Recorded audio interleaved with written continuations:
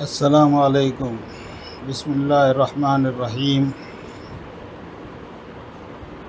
اذا جاء نصر من اللہ والفتح ورأیت الناس يدخلون فی دین اللہ افواجا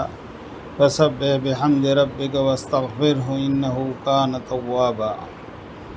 عزیز سامعین، آج کل کے حالات دیکھتے ہوئے دل میں ایک بات آئی، ایک احساس ہوا، ایک غم پیدا ہوا کہ ہماری نسلیں، نوجوان نسلیں وہی اپنی پرانی عادتیں شیطانی رکھنے پر چل رہی ہیں۔ فیشن عام ہے، عریانیت عام ہے، نشے عام ہیں، لہو و لعب عام ہیں۔ لہو و لعب کا مطلب کھیل کود، اب کھیل کود میدانوں میں نہیں ہوتا بلکہ موبائلوں میں ہوتا ہے، اور قسم قسم کے فحش کھیل اس میں کھیلے جاتے ہیں۔ اس میں جوا بھی کھیلا جاتا ہے، اور نشے کے لیے اب کہیں جانے کی ضرورت نہیں پڑتی، دواؤں میں بھی نشہ ہوتا ہے جس کو ڈرگس کہتے ہیں، اور ہماری نوجوان نسل اس میں تباہ اور برباد ہوتی جاتی ہے۔ تعلیم کے بہانے، اعلیٰ تعلیم کے بہانے ہمارے نوجوان بیٹے اور بیٹیاں، لڑکے اور لڑکیاں اپنے ماں باپ سے سارے خرچے منظور کرواتی ہیں اور اعلیٰ یونیورسٹیوں، کالجوں میں داخلے کے لیے مجبور کرتی ہیں، اور ماں باپ اپنے نونہالوں کی محبت میں اپنا سب کچھ قربان کرنے کو تیار ہو کر کالجوں اور یونیورسٹیوں میں تعلیم حاصل کرنے کے لیے ان کو بھیجتے ہیں، اور وہاں مغرب کی ہواؤں میں یا شیطان کی فضاؤں میں ہمارے نوجوان بیٹے اور بیٹیاں اپنی منچاہی، اپنی نفسانی خواہشات کی پورا کرنے میں لگی ہوئی ہیں۔ تعلیم کے تو جنازے ہی نکلے ہوئے ہیں، کسی کو تعلیم کی کچھ نہیں پڑی، اور ہم ماں باپ اس پر فخر کرتے ہیں کہ میرا بچہ انجینئرنگ میں ہے، میرا بچہ لاء کالج میں پڑھتا ہے، میرا بچہ MBBS میں پڑھتا ہے، حالانکہ حالات اس سے مختلف ہیں۔ اور دوسری بات یہ کہ بنیادی تعلیم کی بات کروں تو ہماری مائیں، خاص کر کے وہ نوجوان لڑکیاں جس نے کے پاس 4-5 سال کے بچے ہیں گھروں میں، وہ صبح اٹھتے ہی ان کو انگلش میڈیم اسکول کی تیاری پہلے کرواتی ہے، ناشتہ پھر بناتی ہے، اور اسی ناشتے کا کچھ حصہ اس کے باکس میں ڈال کر اپنے شوہر کو یا اپنے بھائی کو کہتی ہے کہ اسے جلدی سے انگلش میڈیم اسکول میں چھوڑاؤ، اور انگلش میڈیم اسکول بھی وہ ایسی جگہ پر داخلے لیتے ہیں تاکہ وہ سماج میں، معاشرے میں ان کا اسٹیٹس بنے۔ پڑوس کی بچی نے اگر 7,000 والی فیس میں داخلہ لیا ہے تو یہ ہمارا گھر والی ہمیں اکساتی ہے کہ نہیں، ہم 12,000 والی فیس میں فلانی اسکول میں جائیں گے،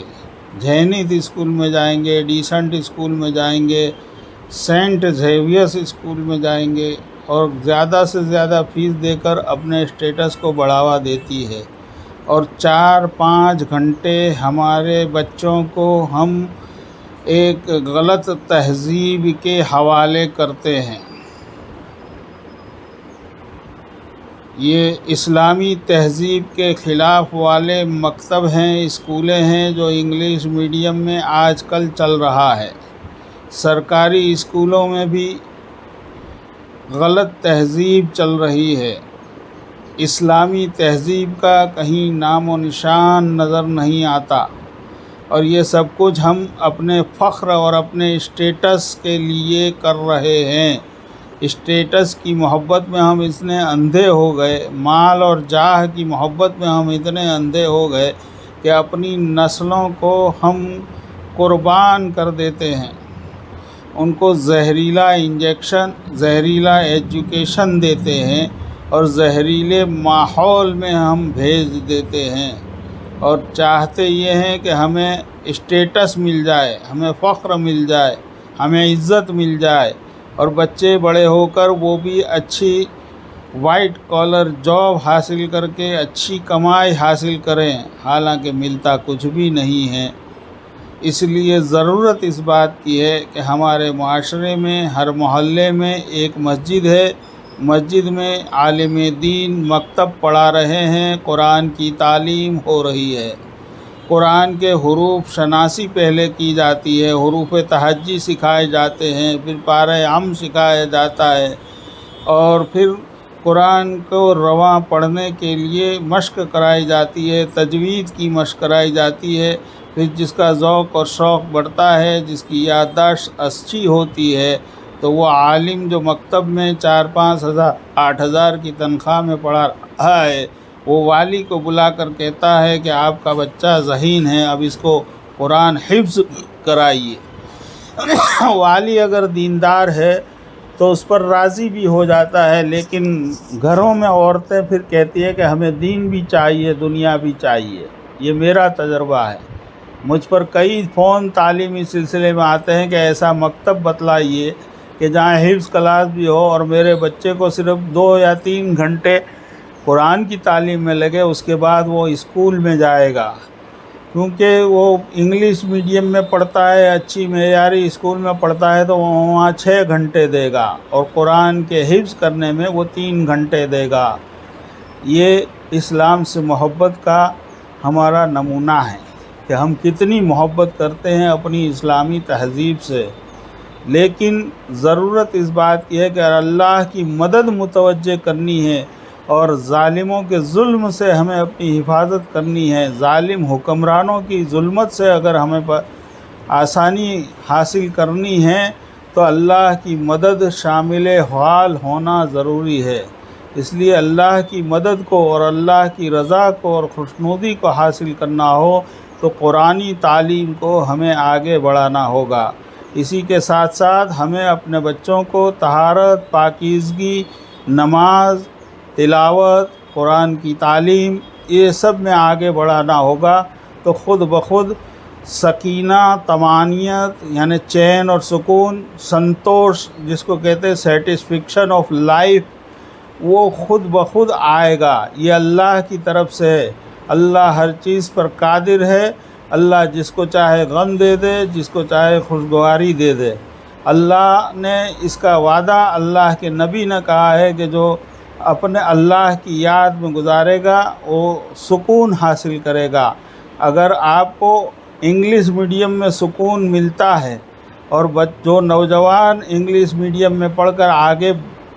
جا رہے ہیں، وہ آخری اپنی جوانی اور آخری زندگی میں جب وہ کمانے لگتے ہیں، چاہے بیرونی ملک میں ہو چاہے یہاں پر ہو، تو وہ اپنے ماں باپ کو بوڑھا سمجھ کر اولڈ ایج ہوم میں بھیجنا پسند کرتے ہیں، اور کیونکہ وہ اپنے نوجوان بیٹے کی بہو اس سے مطالبہ کرتی ہے کہ تیری ماں کی خدمت میں نہیں کر سکتی، تیرے باپ کی خدمت میں نہیں کر سکتی۔ یہ جو فتنے اختلاف کے گھروں میں پیدا ہوئے ہیں، یہ سب اسی کی نحوست ہے۔ میں سچ کہتا ہوں، میں نے بزرگوں سے سنا ہے کہ گناہوں کی نحوست ہمیشہ اثر کرتی ہے۔ جیسے آگ کے قریب جاتے ہیں تو گرمی محسوس ہوتی ہے،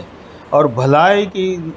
برکت اور طمانینت ہمیشہ اثر کرتی ہے۔ جیسے ہم کسی برف کی سل کے پاس کھڑے ہوتے ہیں تو اس کی ٹھنڈک ہمیں محسوس ہوتی ہے۔ اس لیے گناہوں سے بچ کر، اگر برائیوں سے بچ کر عبادات کی طرف اور بھلائیوں کی طرف آنا ہے، تو ہمارے محلوں میں، سوسائٹیوں میں یہ مکاتب، مدارس جو علوم قرآنیہ سکھلاتے ہیں، قرآن کی تعلیم سکھلاتے ہیں، اور وہاں اپنے عقائد سکھلاتے ہیں، طہارت اور پاکیزگی کے مسائل سکھلاتے ہیں، اور نماز وغیرہ کی مشق کراتے ہیں، یہ اس وقت میں خاص ضروری ہے، کیونکہ ہماری نسلیں تباہ ہو رہی ہیں۔ اگر اس سے ہم نے